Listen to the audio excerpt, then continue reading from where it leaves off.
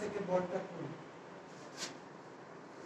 সেই বলটা দেখা গেল অফ স্টাম্পের বাইরে করে এরকম বেরিয়ে ওয়াইডের এই যে আউটসুইং বলটা এখান থেকে ঘুরতে থাকে, এই মাথাটাকে স্টাম্পের কাছে আনতে গেলে তোমার হাত যদি সোজা করতে যাও তো বলটা লেগ স্টাম্পে বেরিয়ে যেতে পারে।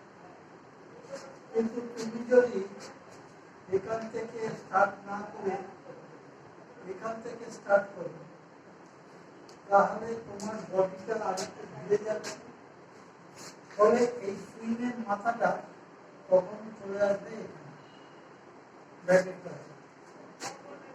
অ্যাঙ্গেলটা তুমি ওইদিকে বাড়াবে, তো অ্যাঙ্গেলটা আমার এইদিকে লেগ ব্রেকের বেলাতেও তাই।